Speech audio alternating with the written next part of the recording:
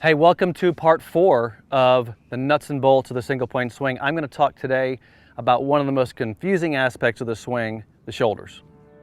So there's no better feeling knowing that when you wake up in the morning to go play golf, so that you're going to play well. There's no better feeling of hitting good golf shots down the fairway. So my mission today is to help as many people as possible wake up every day feeling good that they're going to go out there and play great because of the single plane swing. So one of the things that I get a ton of questions about, and I showed a top view of Mo's swing talking about shoulder movement, is the difference between torso, which is the rotation of the body, and then the movement of the shoulders. And what you have to understand about torso and shoulders is that they're independent of each other. In other words, my rotation of my torso is one thing, shoulder movement is another. Notice I'm actually moving my shoulders here around my shoulder joint in a rotational fashion, but my torso is staying still. Notice that. And this is the same thing.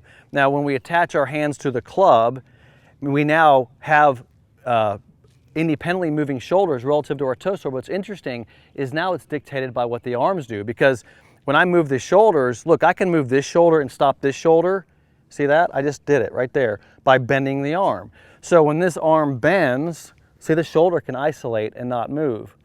This is where so many golf instructors get it wrong. And I gotta admit, when I watch other teachers teach golf, which I try to stay away from bashing anybody else's instruction, but I see a lack of attention paid to the way the body really works. And this is what can cause injury and it can cause problems with people's motion.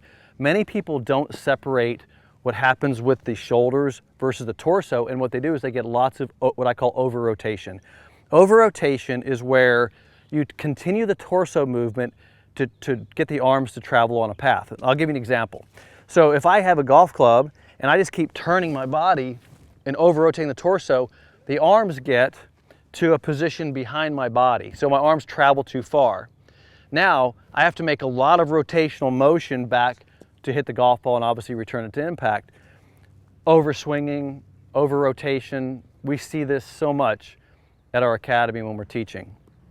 Let's define exactly what's happening with the shoulder movement, but let me reiterate a couple of things.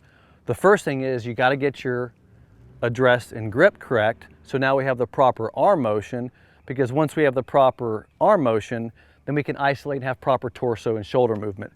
So let's complete the backswing in this video. Let me finish the backswing off and show you how the shoulders are working relative to the torso.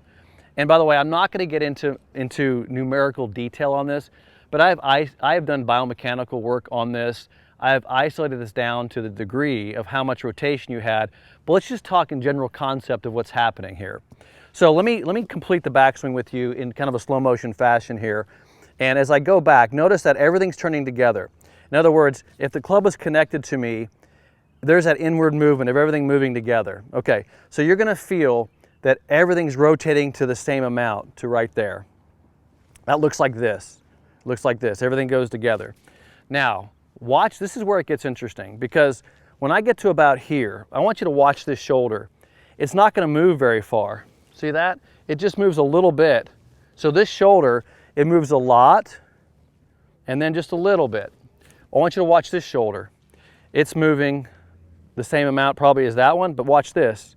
It now moves a little further. See how now it goes behind me? See that? So now you're getting a certain amount of motion here and a certain amount of motion there. They're independently traveling.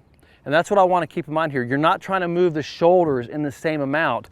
One is slowing down while one keeps going, right? Now, here's what's so curious about the torso in this situation. The torso is almost, I don't want to say it's stopped, but it's very minimal in its motion. I want you to watch now. Take my shoulders out of it. Watch what's happening to the torso or my body.